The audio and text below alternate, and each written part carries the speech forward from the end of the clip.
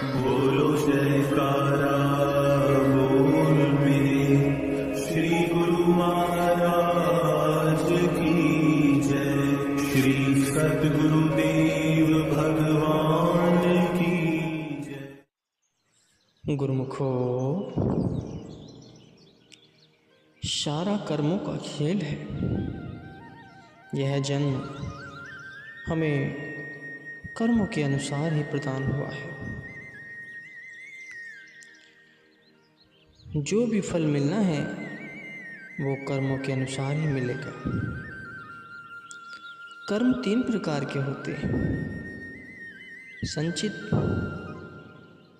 प्रारब्ध और क्रियमाण। संचित वे कर्म हैं जो जन्म जन्मांतरों से मन के अंदर जमा पड़े रहते हैं।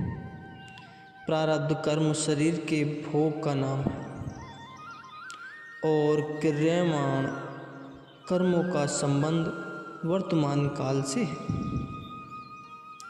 और ये अपने अधीन है। इनको मनुष्य जैसा चाहे बना सकता है। प्रारब्ध कर्म अपने वश से बाहर है। वे शुरू में जैसे मिल गए उनमें कम अधिक नहीं हो सकता और न संत सद्गुरु उनमें दखल देने की आवश्यकता समझते हैं, क्योंकि वे तो शरीर के भोग हैं। अच्छे या बुरे जैसे भी हैं भुगत जाएंगे। उनके सुधारने का यत्न करना व्यर्थ है। भारी कारज संचित कर्मों का है जो 84 लाख योनियों का बीज और मिसाला है। इनका इलाज करना बहुत जरूरी है और संत सद्गुरु इन्हीं को काटने और दग्ध करने का कार्य करते हैं। यही इनकी संगति का असली लाभ होता है।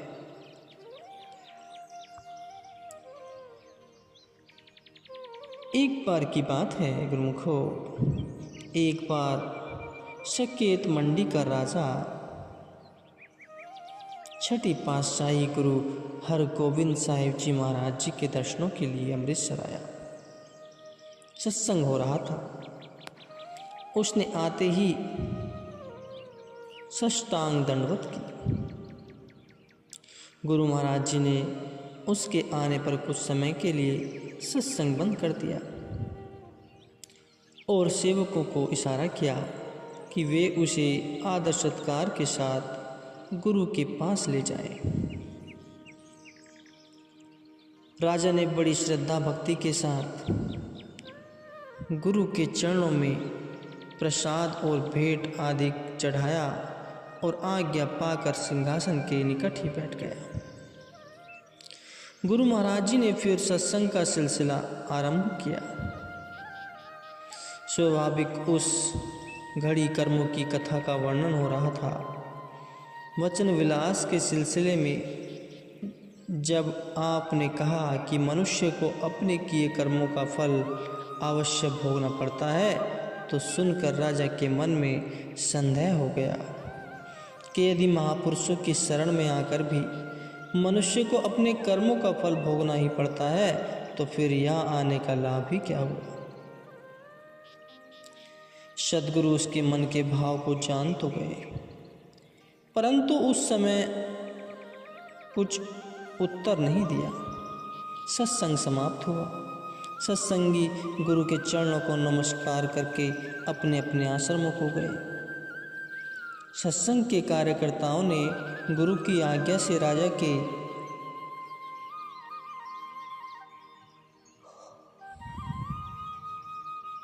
विश्राम और खान पान का आवश्यकता अनुसार प्रबंध किया और वह भी आज्ञा पाकर अपने स्थान पर चला गया।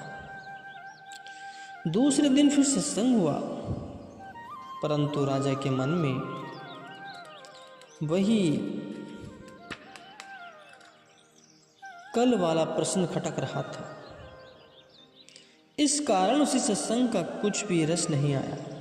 सत्संग में बैठे बैठे भी उसका मन बेचैन सा बना रहा, क्योंकि जब मनुष्य का मन शुद्ध नहीं होता तो महापुरुषों के वचनों का रस भी उसी नहीं मिल सकता। यदि मन के पात्र को खाली करके सत्संग में आएगा तो भरा जाएगा, लेकिन चूंकि तेरा मन पहले ही गैरियतों से भरा हुआ है, जिसके कारण तू वहां पहुंचकर भी खाली लौट आता है।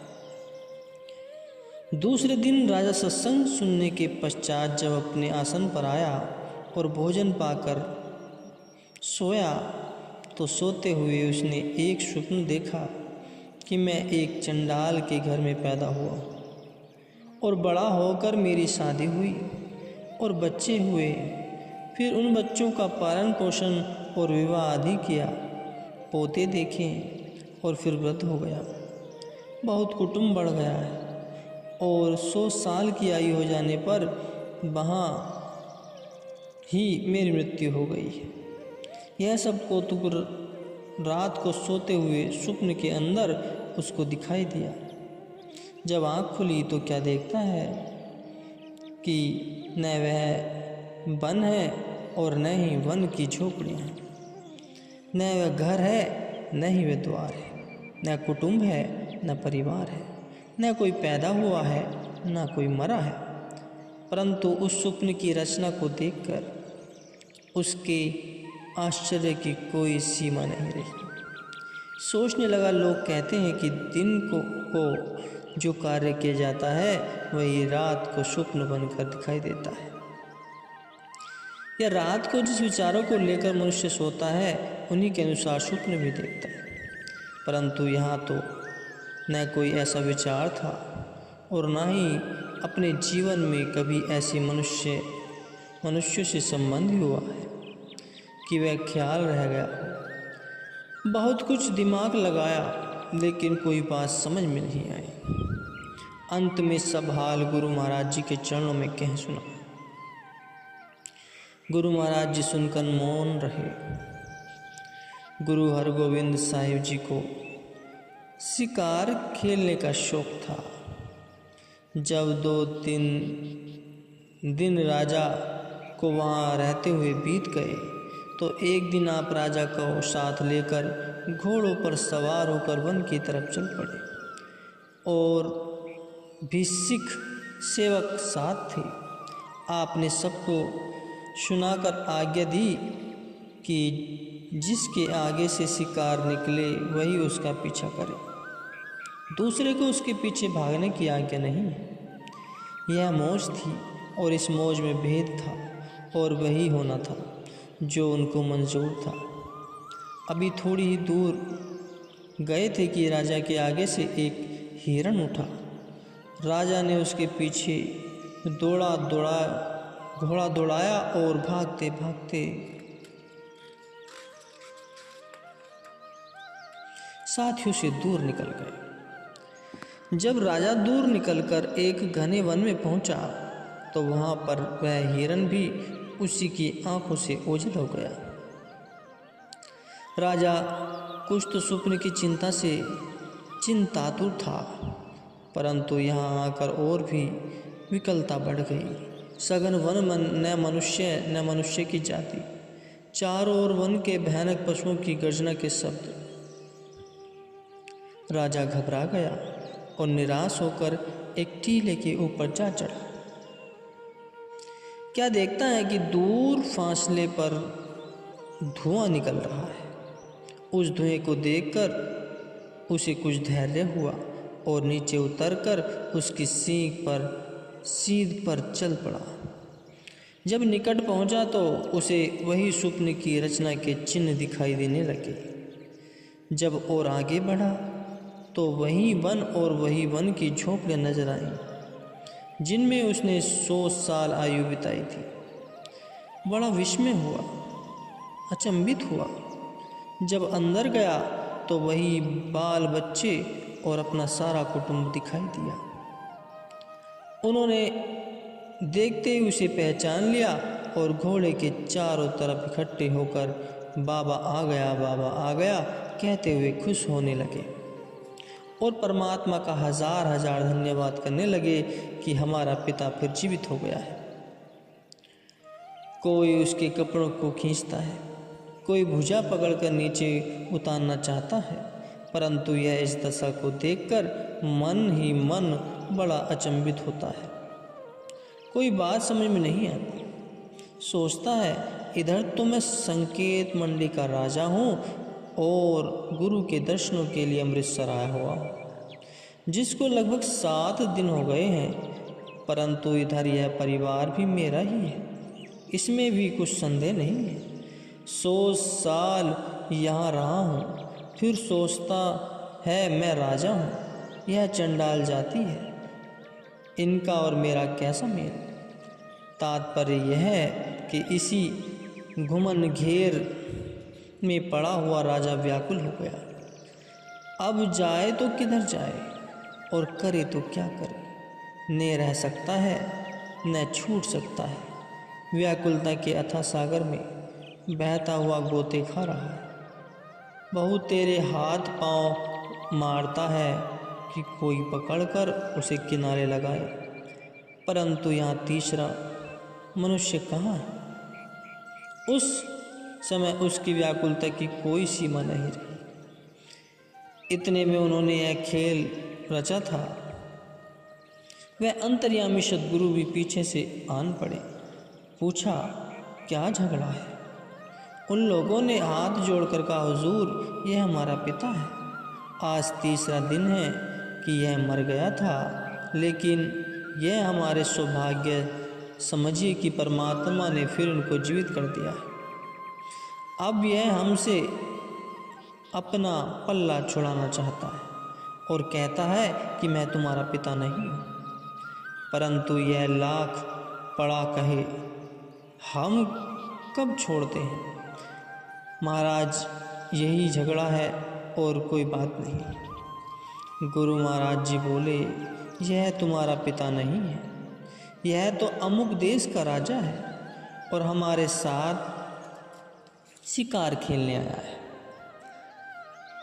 हम लोग पीछे रह गए थे और यह शिकार के पीछे घोड़ा दौड़ाकर हमसे आगे निकल आया है। तुम लोगों को भूल हुई है जो इसको अपना पिता समझ रहे हो। कुदरत में एक रूप के 2 मनुष्य का होना कोई बड़ी बात नहीं है। तुम्हारा पिता मर चुका है। जहाँ उसको दफन किया था, कम से कम उसकी कब्र को खोद कर देखो, संभव है उसका मृतक शरीर वहीं मौजूद हो। यह बात सबको पसंद आई और कब्र को खोदने लग पड़े। देखा वह शरीर ज्यों का त्यों पड़ा था। पिता के मृतक शरीर को देखकर सबको धीरज हुआ और राजा को छोड़ दिया। राजा उनके बंधन से छूट गया, परंतु जवान में शक्ति नहीं कि कुछ बोल सके। गुरु महाराज जी ने कहा, देख राजा, यह उस प्रश्न का उत्तर है जो सत्संग सुनकर तेरे दिल में फुरा था कि यदि मनुष्य की शरण में आकर भी मनुष्य को अपने कर्मों का फल भोगना पड़ता है, तो फिर इनके पास आने का लाभ ही क्या है। यह जो कुछ भी स्वप्न के अंदर रचना तूने देखी है, यह तेरे अपने ही कर्मों का फल है। तेरे संचित कर्मों में एक रेखा ऐसी थी जिसके अनुसार तुझे चंडाल के गृह में एक जन्म मिलना था और वहाँ तूने 100 साल काटने थे, परंतु गुरु के सत्संग के प्रभाव से वह 100 साल का चक्कर एक घड़ी के अंदर स्वप्न में कट गया था। वर्तमान भावी विपत्ति संत सेवते नाश, जो गंगे दक अचनते दुर्गति प्यास विनाश। कि हे राजन, किए हुए कर्म तो अवश्य भोगने पड़ते हैं, परंतु महापुरुषों की शरण में आ जाने से वे बहुधा इस प्रकार कर जाया करते हैं। यह सुनकर राजा की आंखें खुल गईं। त्राही त्राही करता हुआ चरणों पर गिर पड़ा और गुरु की स्तुति करने लगा कि धन्य है गुरु महाराज, आप धन्य हैं। आप संसार में डूबते हुए जीवों को पार करने के लिए सच्चे जहाज हैं। आपकी महिमा कौन वर्णन कर सकता है।